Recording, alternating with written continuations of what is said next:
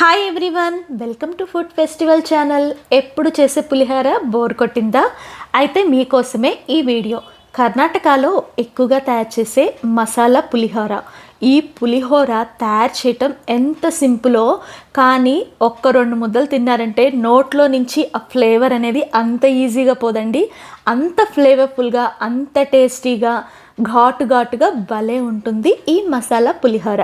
ఈ మసాలా పులిహోరని తయారు చేయటం కూడా సో సింపుల్ అండి. నిమ్మకాయ పులిహోర లాగే, కాకపోతే దీనికి ఒక స్పెషల్ మసాలా ప్రిపేర్ చేసి వేస్తాం. ముందైతే 250 గ్రాములు అంటే పెద్ద మంచినీళ్ళ గ్లాసు బియ్యాన్ని పొలుకుగా ఉడికించి దాన్ని వెడల్పాటి పళ్ళెంలో వేసి దానిలో 2 స్పూన్ల నూనె, అలాగే చిటికెడు పసుపు, ఇంకా కొంచెం పచ్చి కరివేపాకు వేసి మిక్స్ చేసి చల్లారపెట్టుకోండి. ఇలా చేయటం వల్ల పులిహోర చాలాసేపు నిలవ ఉంటుంది, అలాగే చాలా కమ్మగా ఉంటుంది. ఇప్పుడు మసాలా కోసం ఒక మిక్సీ జార్ని తీసుకోండి. దాంట్లో ఒక 4 కారం కల పచ్చిమిర్చి, అలాగే 1 ఇంచ్ వరకు అల్లాన్ని తీసేసుకొని తొక్కు తీసి సన్నని ముక్కలుగా తరిగి వాటిని వేసుకొని 2 గుప్పెళ్ళ నిండా ఫ్రెష్ కొత్తిమీరని దీంట్లో వేయండి. ఫ్రెష్ కొత్తిమీర అయితేనే ఈ పులిహోర టేస్ట్ బాగుంటుంది.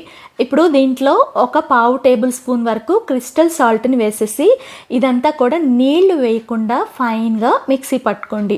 చూడండి, మిక్సీ పట్టుకున్నది కన్సిస్టెన్సీ ఇలా ఉండాలి. కచ్చాపచ్చాగానే ఉంటుందండి, మరీ ఫైన్గా ఏం అక్కర్లేదు. ఇప్పుడైతే దీన్ని పక్కన పెట్టేసుకొని ఇంకా పులిహోరకి పోపు పెట్టేసుకుందాం రండి. ఒక బాండీలో ఒక 2 టేబుల్ స్పూన్ల వరకు నెయ్యిని వేయండి. నెయ్యి మీకు ఇష్టం లేకపోతే నూనె అయినా వాడుకోవచ్చు. అది వేడెక్కిన తర్వాత 10 జీడిపప్పు పలుకులు, అలాగే 1 టేబుల్ స్పూన్ వరకు పల్లీలు, వేరుశెనగ గుళ్ళు వేసేసి సన్నని సెగ మీద వీటి రెండింటిని లైట్గా 2 నిమిషాలు వేపుకోండి. అవి వేగుతున్నప్పుడే 1 టేబుల్ స్పూన్ నిండుగా మినపగుళ్ళని వేయండి. నేను ఇక్కడ పొట్టు మినపప్పు కొన్ని వేశాను, మీకు ఇష్టమైతే వేయండి, లేకపోతే లేదు. ఇంకా ఆవాలు, పచ్చెనగపప్పు, జీలకర్ర అన్నీ కూడా టేబుల్ స్పూన్ చొప్పున దీంట్లో వేయండి. జీడిపప్పు అను పల్లీలు కొంచెం వేగిన తర్వాత వీటిని వేసి అన్నీ ఒకేసారి వేయించుకోవటం వల్ల జీడిపప్పు పల్లీలు ఆ సగం బడా వేగుతాయి, పోపు కూడా బాగా వేగుతుంది. 4 ఎండుమిరపకాయల్ని ఉన్న పలంగా దీంట్లో వేసేసి వాటిని కూడా బాగా వేపుకోండి. లాస్ట్లో ఎండుమిరపకాయలు వేయటం వల్ల వాటి కలర్ మారకుండా బాగా వేగుతాయి. ఇందాక రెడీ చేసుకున్న మసాలా, అలాగే 1 క్యారెట్ నుంచి తీసిన క్యారెట్ తురుముని కూడా వేసేసి ఇదంతా కూడా బాగా కలిసే విధంగా మిక్స్ చేసుకోండి. అయితే సిమ్లోనే దీన్ని మిక్స్ చేసుకుంటూ 4-5 నిమిషాల పాటు వేపుకోండి. ఈ మసాలా వేగుతుంటే మా ఇల్లంతా ఘుమఘుమలాడిపోతుంది. క్యారెట్ అనేది పూర్తిగా ఆప్షనల్ అండి, మీకు ఇష్టం ఉంటే వేసుకోండి, లేకపోతే లేదు. ఈ మసాలా వేగే లోపల 2 నిమ్మకాయలు తీసుకొని వాటి నుంచి రసాన్ని తీసేసి ఒక గ్లాస్లోకి పోసి పక్కన పెట్టుకోండి. నిమ్మరసం అనేది మీ టేస్ట్కి తగ్గట్టు అడ్జస్ట్ చేసుకొని వేసుకోండి. అంటే ఒక్కొక్కరు పులుపు ఎక్కువ తింటారు, ఒక్కొక్కరు తక్కువ తింటారు కదా.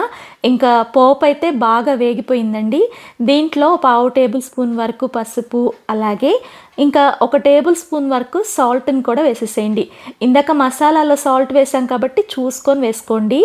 ఆరపెట్టుకున్న అన్నంలో ఈ మసాలాని వేసేసి తీసి పెట్టుకున్న నిమ్మరసాన్ని కూడా వేసుకొని ఇదంతా కూడా బాగా కలిసే విధంగా చేత్తోనే మిక్స్ చేసుకోండి. ఫస్ట్ అయితే కాలుతూ ఉంటుంది, చూసుకొని చక్కగా చేత్తో మిక్స్ చేసుకోవటం వల్ల అన్నానికి పులుపుతో పాటు ఈ మసాలా ఫ్లేవర్ కూడా చాలా బాగా పట్టుకుంటుంది. ఏ పండక్కైనా నైవేద్యంగా ఇలా మసాలా పులిహోరను కూడా తయారు చేసుకోవచ్చండి. ఎందుకంటే దీంట్లో ఉల్లి, వెల్లుల్లి మనం వాడలేదు కాబట్టి. ఒక్కసారి నా స్టైల్లో ఈ కర్ణాటక మసాలా పులిహోరని ట్రై చేసి మీకు ఎలా వచ్చిందో కామెంట్ చేయండి. ఇదైతే లంచ్ బాక్స్గా కట్టారంటే పిల్లల నుంచి పెద్దల వరకు అందరూ కూడా హ్యాపీగా తినేస్తారు. ఈవినింగ్ వచ్చి మీ మీద ప్రశంసల జల్లు కురిపించాల్సిందే. అంత ఫ్లేవర్ఫుల్గా, అంత టేస్టీగా ఉంటుంది ఈ మసాలా పులిహోర. ఈ చలికాలానికైతే ది బెస్ట్ పులిహోర అని చెప్పొచ్చండి. ఘాటుగా దగ్గు జలుబు ఉన్నా కూడా ఈ పులిహోర తిన్నారంటే తగ్గిపోతుంది. వీడియో నచ్చితే లైక్ చేసి సబ్స్క్రైబ్ చేసుకోండి.